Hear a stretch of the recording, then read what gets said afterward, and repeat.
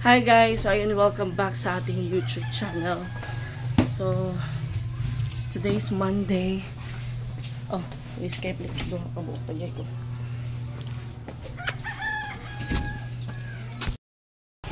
So, nagpatid ako kay Titing sa labas. So, ayun yung start ng training ko sa food and pastry sa TESDA for 19 days. Hopefully matapos natin yung 19 days na training kasi sayang.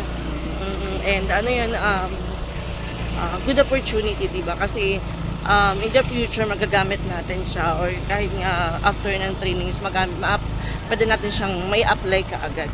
Pwede natin gawin negosyo. Gawa tayo ng cakes, cookies, kung ano yung magagawa natin, kung ano yung matututunan natin doon sa pagdi-training natin, is i-apply natin siya kaagad, diba? Kasi December, maraming okasyon, so mabenta yung cake. So, mag-aantay na lang ako ng bus. So already 7:33 na yun. Sabi ng trainer namin, dapat wala pang 8, nandun na kami. So mga 7:40, hindi na kaya yung oras. So makakarating ako doon ng mga alas 8. Good luck.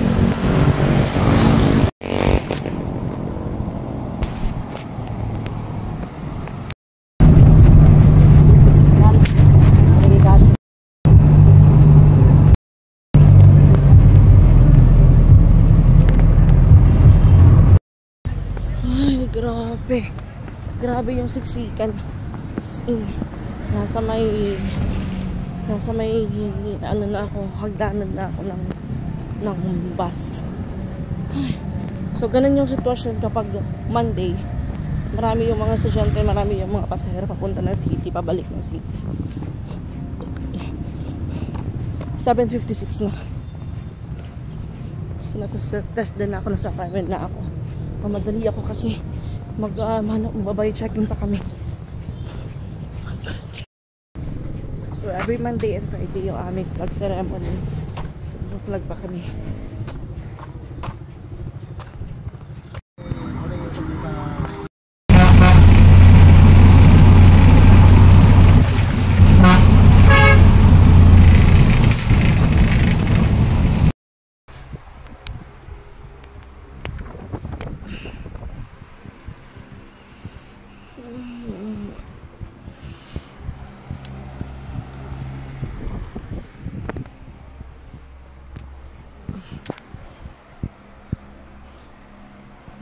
Anong oras na?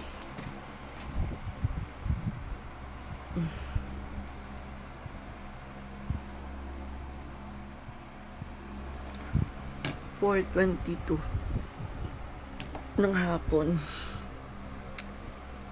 Siguro magtataka kayo bakit ang dali kong nakapag-teleport, Chares.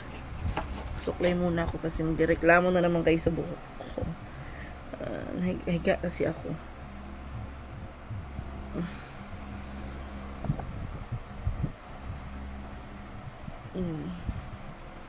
Suklay lang, hindi na ako maano shampoo. Nag-fly away yung buhok ko kasi kaya naano sa paghiga ko. So magkukwento muna ako kasi nakapag-intro ko kanina, hindi ko natapos yung vlog ko kasi tawag dito, na-disappoint ako. Oo, kasi yung parang feeling na excited ka na pumasok, then harapin yung bagong challenges, diba? Parang ganun, parang excited ka na matuto ng bagong skills, parang ganun. Tapos yung nangyari pagpunta doon sa doon sa pinag-enrollan ko, na-start na sana ng training ko kasi kanina first day, count na yung isang araw namin, dapat ngayong araw. And yung nangyari, last week kasi, isang beses lang ako pumunta doon. So, yung requirements na hinihingi nila is hindi ko pa na-comply totally lahat. So, yung ginawa ko, kasi pumunta ako kasi akala ko mag-orientation lang. Hindi ko alam na mag-check-in pala ng papel. And, yun nangyari, hindi ko dinala yung requirements ko. Sabi na, sige, basta kaya mong dalhin within this week or next week, pag start ng klase, dapat ready na yung mga papeles mo. So, ayun, na-ready ko na. Then, kanina, 5 pa lang gising na ako. Tapos, nag-print pa ako. May mga na-print ako kasi meron akong mga old records ng 2021 na mga kailangan na i-submit, like yung COVID certificate, tapos yung undertaking, yung mga ganun. So, pagpunta ko doon, mag-ano na sana kami mag-attendance na through online. Kasi ngayon, may mga ibang training school sa TESDA na may BSRS na. So, through online na yung attendance. Then, ganun, lahat online na. Tapos, may mga CCTV na rin yung mga school, yung mga training center. Mahigpit na siya, kumbaga, kung kumpara noon. Last year siguro hindi pa, pero ngayong taon, na siya, online na, lahat, nasa cellphone na or sa computer. So, yun nangyari, hindi pa ako makapag-proceed sa attendance kasi may problema sa application ko. Doon ako nagka-problema sa diploma na pinas ko. Kasi, yung pinas ko na diploma is yung ALS ko, yung ALS. And yung nangyari kasi, tinanong nila ako kung ongoing ba yung yung school ko. Sabi ko, ongoing, then graduating ako next year pa. And then sabi nila kung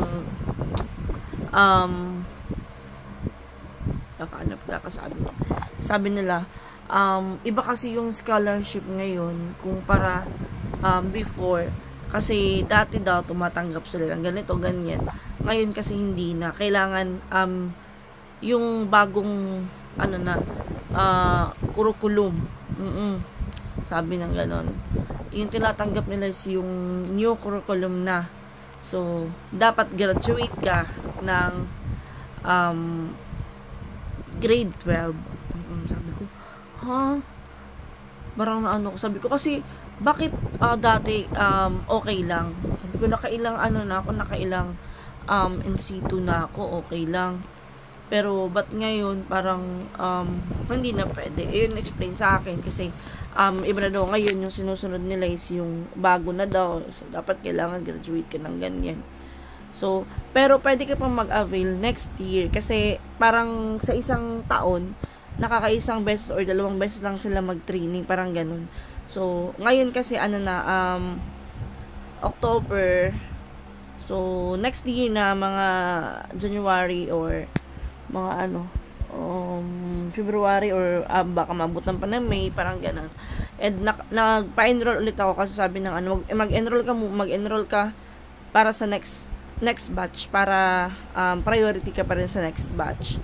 Tapos yung nangyari, muna ako umalis kasi nag-iisip ako ano yung maganda. Sabi ko, then nag-offer ako na kung pwede, kahit na wala akong NC2, makapag-training lang ako kasi matagal ko nang gusto mag-training ng ganun, makapag-training ako. Tapos hindi pwede kasi yung scholarship na allowed doon is 18 at 25 katao lang. So pag lumagpas yun, syempre maka-question sila kasi makikita sa CCTV, bakit may isa dyan na ganito, bakit 26 kayo lahat, parang ganun. So maka-question sila. So sabi ko, pero sabi niya sa akin, baka merong TVE or TVT ba yun yung sabi niya sa akin, hindi ko insaktong naalala, baka meron doon sa barangay nyo or sa municipality nyo, magtanong ka, then sabihin mo na galing ka dito sa Carmen, then baka ongoing yung kanilang training, baka pwede kang sumingit doon kung gusto mo,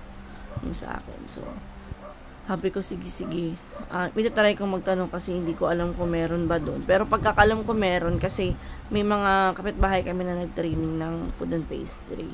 So yun nangyari, din nagtanong ako doon sa isa kong kasama. Sabi ko, anong diploma hawak mo? Sabi niya, nung ano, grade 12 daw na diploma. Sabi ko, oh, bakit hindi ako na-inform ng maaga? Kasi bago kami nag-proceed, meron na kaming application, meron na kaming, ano doon, kumbaga, konting details namin doon. And, basta, sabi ko, parang ano pa, parang hindi pa siguro to para sa akin. Actually, ano kami, dalawa kami na umuwi. Nakaka-disappoint naman. So, okay na, nakapagpaalam na ako sa school. 19 days ako absent. Pinayagan na nila ako mag-modular. Tapos, ganito. Nakaka-ano.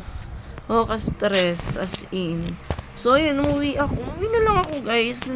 Plano ko sana, hindi pa muna ako okay. Kasi sabi ko, ano yung gagawin ko doon? Sabi ko, pinalaw ako sa bahay. Matutulog na lang ako. Kasi parang mabigat pa sa loob ko na hindi ako nakapag-training. Ano yung gusto kong mag-training ng food and pastry. Tapos, hindi matutuloy.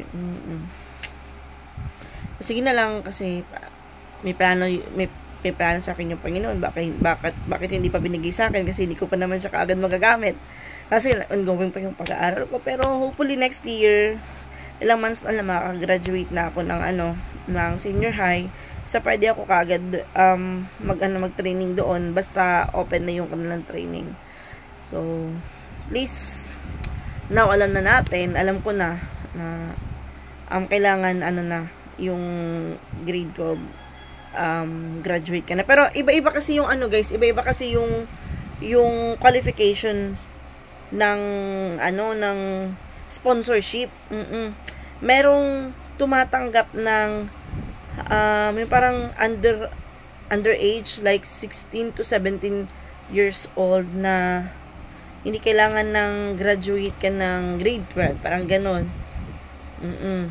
Tapos ako kasi okay lang kung hindi ka nag-aaral ng grade 12. Kaso kasi mako-question sila. So sabi ko, oo nga pala, kasi mako-question sila pagdating sa ano.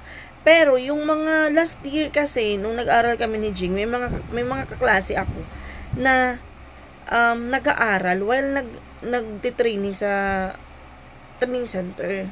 So kaya nagtanong din ako, sabi ko, bakit before nag-aaral kami ng dressmaking, bakit may mga kasamahan kami na nag-aaral pa sila, hindi pa sila graduate pero nakapag-ano sila.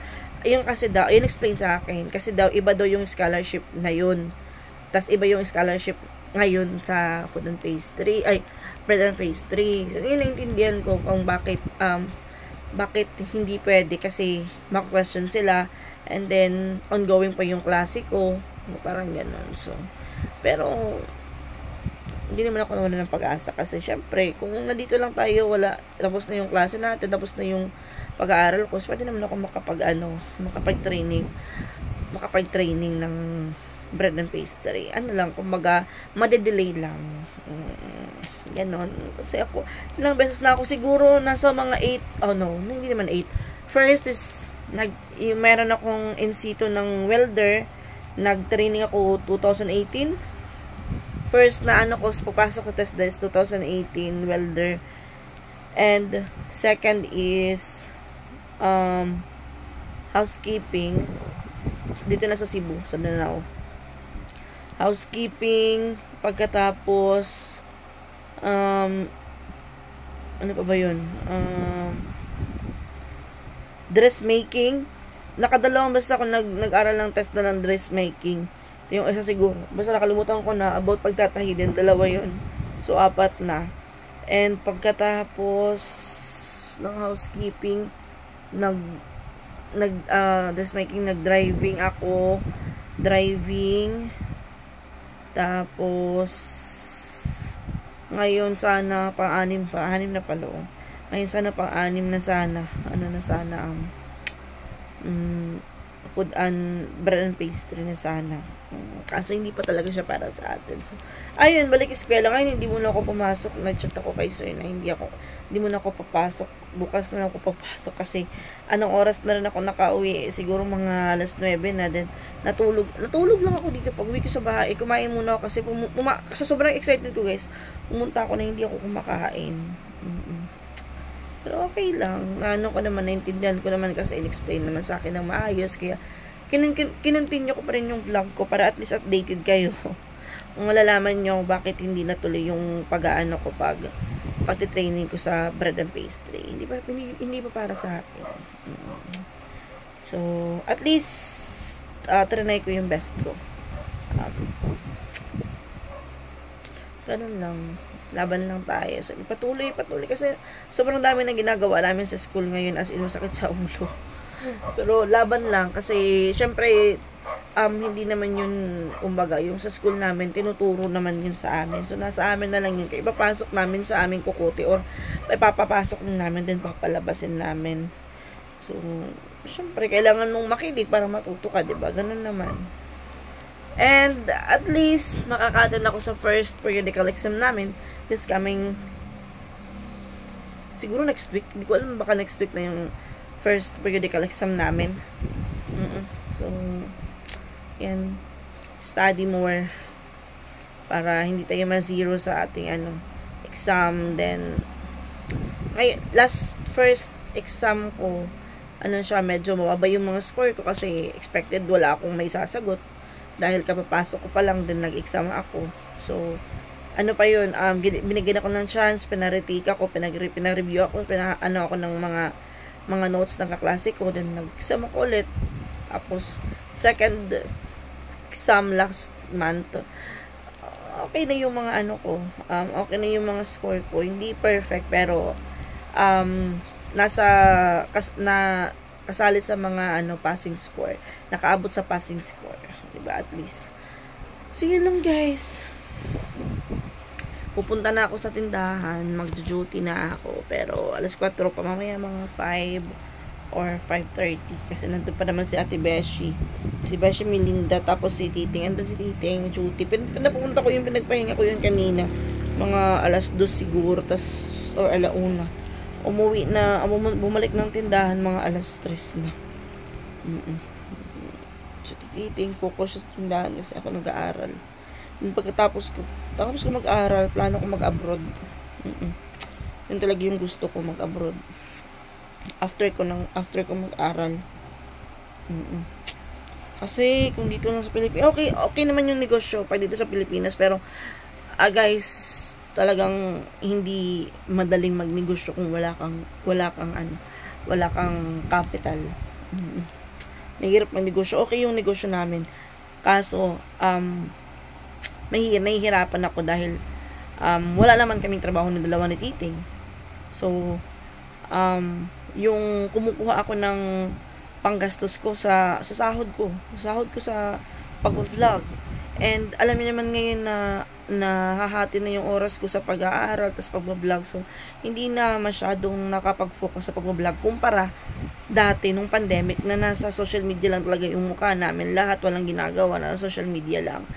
So, nag-iiba yung panahon. So, hindi na ganon, hindi na parehas dati yung kinikita ko ngayon.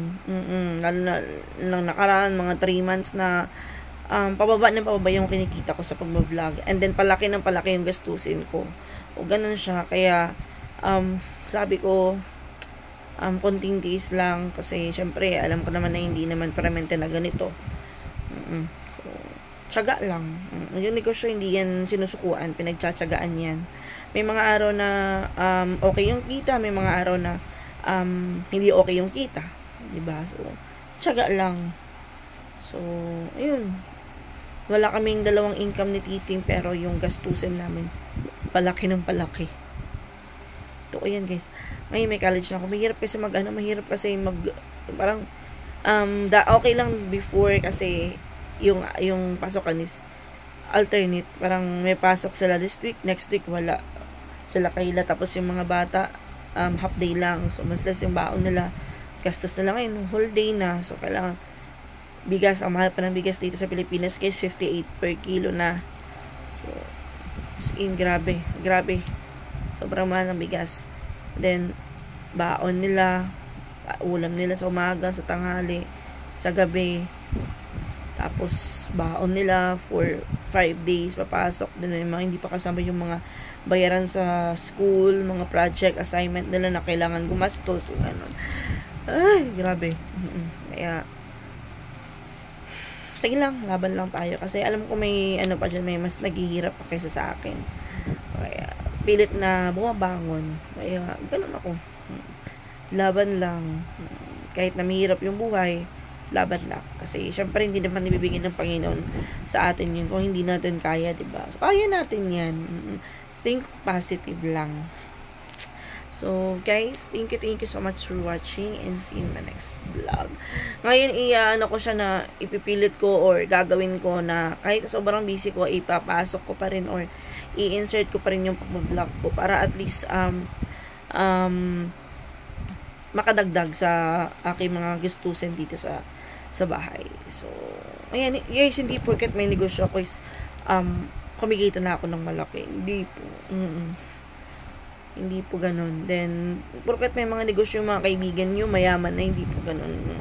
Ngayon na pinasok ko yung negosyo na parang, kasi parang nag-level up na kumbaga. Kasi dito, diba, sa bahay lang kami. Then, ngayon is nandun na kami sa, may pwesto na kami. Marami akong plano kasi maganda yung pwesto namin. Kaso, nihihirapan ako sa kapital. Marami akong plano. Kaso, hindi ko siya nagagawa kasi nga, kulang kami sa capital. And, ayun nga, sabi ko kay Titing, plano namin, nag-usap kami dalawa.